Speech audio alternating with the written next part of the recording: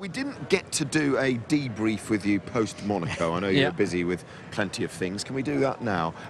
First things first, obviously Daniel was unhappy. He did criticise the team. How did you deal with it? Well, look, it's only natural that, the whole bunch of emotions. He's done everything right. He's got the pole, he's led the race, he's got himself into a great position, and then, the pit stop's gone wrong for him and it's cost him a victory in Monaco. So, of course, he's going to be frustrated. But, he's taken a couple of days just to let that frustration go, and very quickly, his focus has moved on to Montreal, and, you can see he's fully pumped up for this weekend. What did you say to him? Just went through exactly what the facts were of what happened, and as with all these things, it's never totally straightforward, but he listened to all the facts, he listened to the explanation, and that was it. But you shouldn't have pitted, should you? From that position, would that, I mean, in hindsight, well, look, you made that same decision again when he was leading the race? When you got 20/20 hindsight, it's easy to be the expert.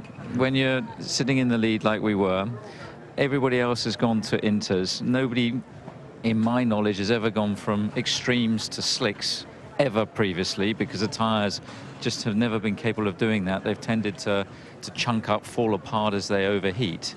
So the first pit stop, we went as long as we felt we should.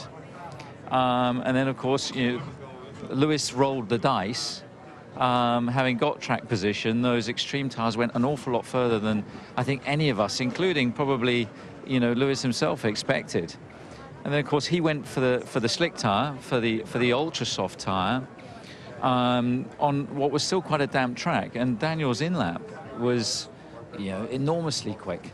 So those inter tyres were the right tyres for those conditions, but of course he hadn't got the track position. And what about Daniel himself? Obviously not a happy boy, but what did he say to you after what happened to him in Barcelona as well, where he thinks obviously the strategy went against him there? Yeah, but it went against him there, but as far as it's gone against him again. Barcelona's racing, isn't it? I mean, no, I know that. At the end of the day, you make a call. Either one of those strategies could have worked out at that point in time. So that's totally different to what happened in Monaco. Monaco, was a screw-up in the pit stop.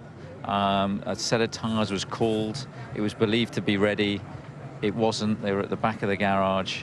And, that was a totally different scenario. So, of course, full apology for what happened in Monaco. But, as a team, you win together, you lose together.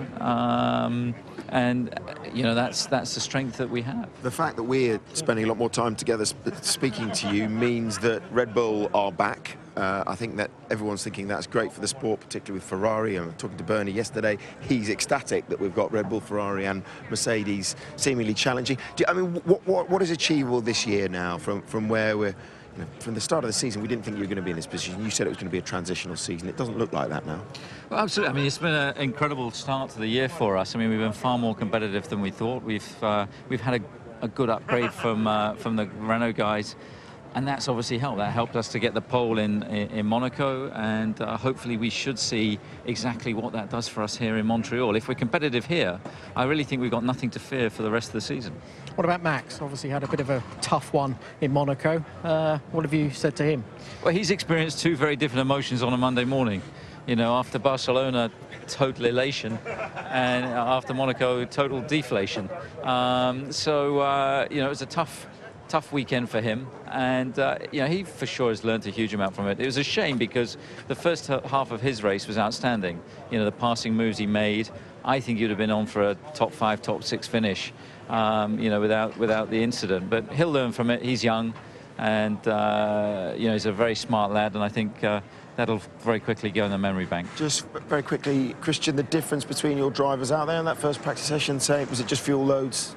Just trying different things, so they were on different settings at different times. So just running through a program, trying to understand what the tyre's going to be doing later in the weekend. Probably we need to get the wet tyre out because there's going to be a bit of rain about apparently this weekend. Great stuff. Thanks for your time. Thank you.